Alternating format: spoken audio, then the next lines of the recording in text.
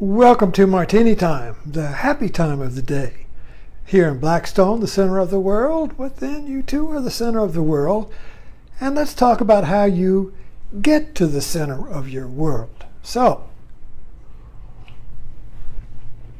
this morning I talked about, and Buddha's in your landfill, or Buddhism made plain and simple, talked about Avatar and Titanic, two of James Cameron's blockbuster films, as a blueprint to the center of you.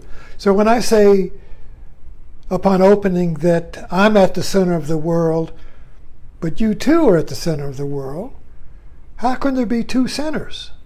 There's only one center. And yet, I'm at my center, and you are at your center. Everyone listening to here is the center of their world. But we don't experience it that way. We're experiencing ourselves as being in a world that has no center. Einstein said that. The Middle Ages ended that. In the Middle Ages, the earth was the center of the world, and man was the center of earth. Copernicus wiped out the first center, Darwin wiped out the other. The modern world has no center. It's just a bunch of marbles hitting around by chance, you see. There's no center. So we're all looking for our center, because in our center we feel at home. All the movies about going home is metaphorically going to your center. We all feel like, just go to work and you come home. You go home, take off your shoes. I'm at my center. There's no conflict at your center. The feeling is being at home. The feeling is being natural.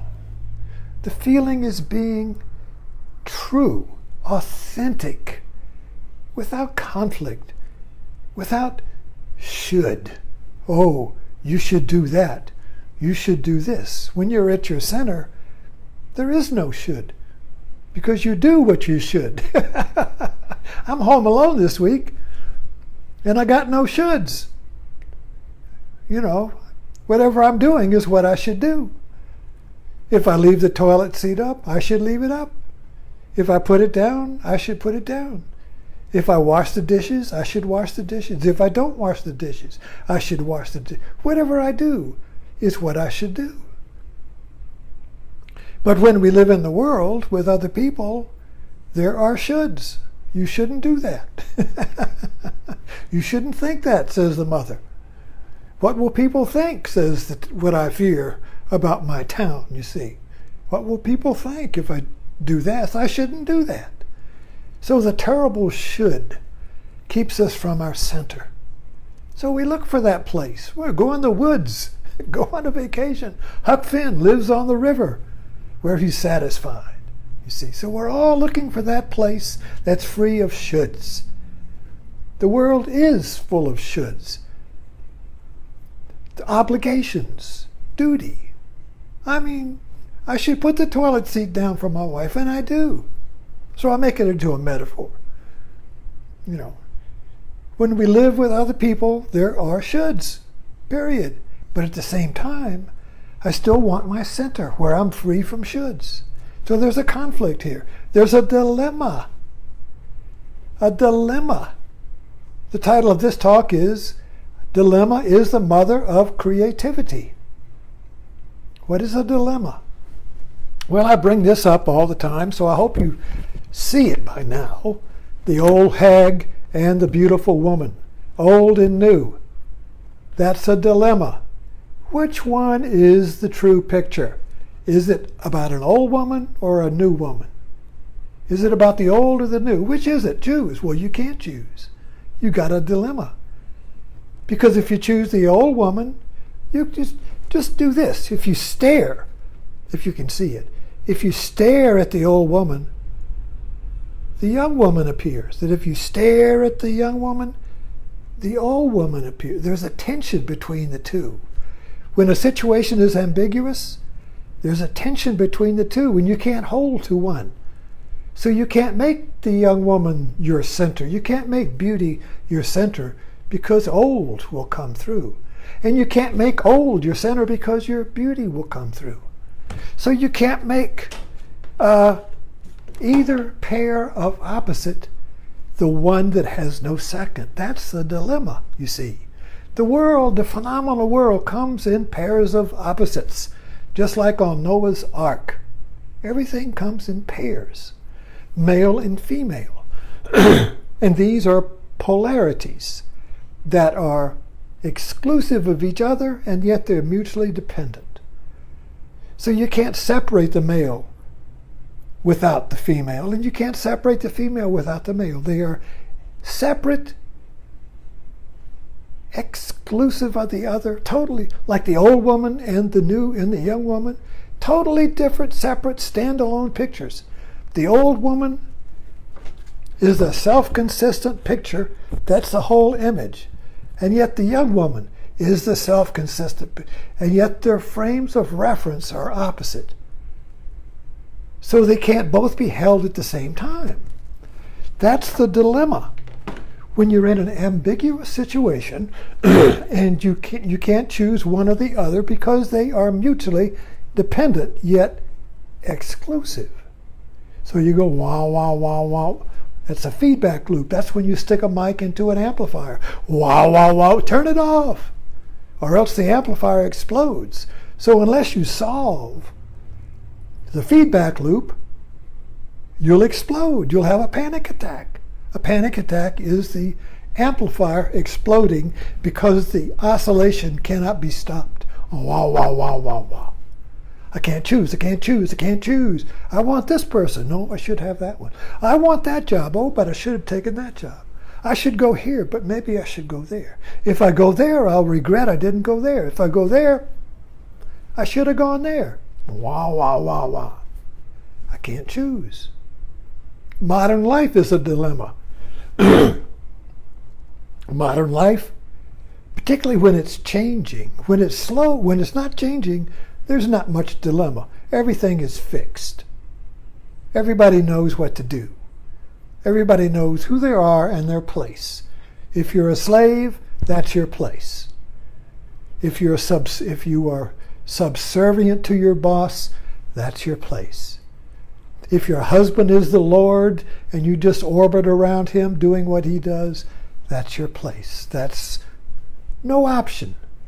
But in change, suddenly there's options. I don't have to be a slave. You see, there's an option. Where did that option come from? It came from the dilemma. You see, so the dilemma creates either two effects, two ways out of a dilemma, of ambiguity. Either destruction, civil war, total destruction, or creativity. You either create a new being, you either create a new you, a new way of doing things, a new idea, a new invention, a new self, a new life, a new business, or you just self-destruct in the wow, wow, wow, wow, wow. You see? You see that? This is like a universal formula for understanding suffering and the transcendence of suffering. This is Buddhism. The Buddha says life is suffering. Well, what does he talk about there is the life as a dilemma, life as ambiguity. And then he says life is change. Well, when there's change, there's ambiguity. The old is the new is the old. Can't separate them. They're just I don't have, doggone, I keep forgetting. But, well, anyway, this whole ambiguity means change. When you actually see impermanence, you see ambiguity because it's a verb. It's dynamic unity of two incompatible frames of reference. The old is the frame of reference. The new is a frame of reference. We all experience. Pessimism is a frame of reference. Oh, nothing's going to work out. Oh, everything will work out. The same event, two views. Two different frames of reference. Pessimism, optimism, but the same event can seen, it's like a coin with two faces, you see.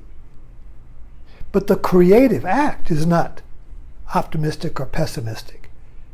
The creative act creates a new world, a new idea, a new way of doing things that includes the dilemma, that contains the dilemma.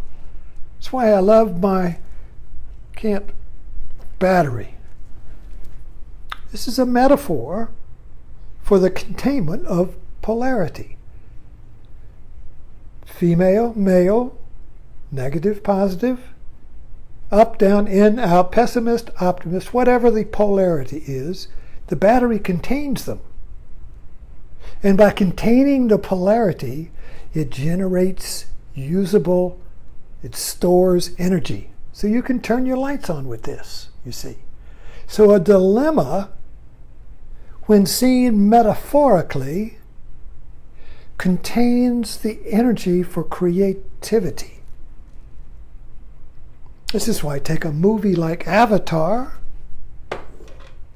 is a metaphor for me, the way I experience Avatar, or any movie that is metaphorically powerful, in that it is a metaphor like a battery that contains a polarity, and when I see that in the movie, surrender to it in the movie, that movie gives me energy.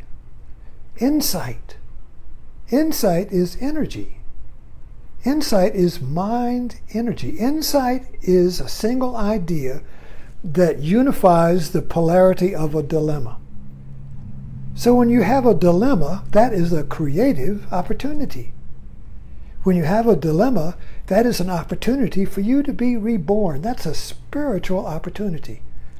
It can be on many levels. It can be in just coming up with an idea on how to open a box. Coming up with an idea how to paint a difficult place. Inventing something. Do that my wife does that all the time. She's always coming up with new ideas to put things together. So she works in form. Me, I work with ideas. I come up with an idea on how to put polarities of ideas together, dilemmas of ideas together in an insight. And that's Zen. Now, Zen, of course, will give you a haiku, and a haiku will put polarities together in a poem that's like a little battery. It just contains energy. And if you tap into that haiku, explodes, you see. So an insight is like that. An insight is contained energy. And a dilemma is the mother of insight. The dilemma is the mother of creativity. But if you can't go with the leap, if you can't leap into the unknown, if you can't leap out of yourself, if you can't leap out on faith, you're going to go the path of destruction. Self-doubt, self-loathing, hating other people, killing yourself.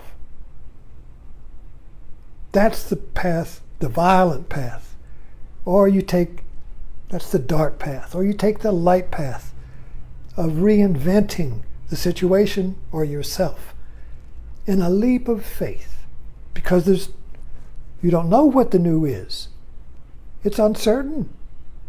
You've never been there. The caterpillar doesn't know what the butterfly is. The caterpillar has no idea what a butterfly is. You don't know who you are. Except as the old you, that's all we know. The old you and the conflict, the past repeating itself. Wah, wah, wah, wah, wah. That's a dilemma. Our conscious ego is a dilemma.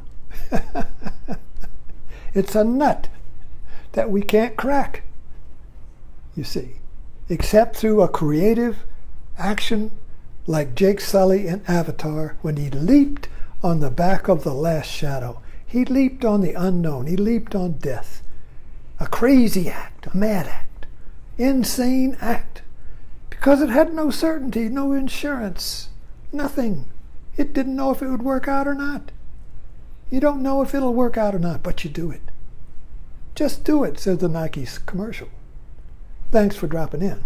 See you in the morning at Buddhism Made Simple. Go to my YouTube and you'll see all my talks or my blog on tokillaminotaur.com. Thanks for dropping in.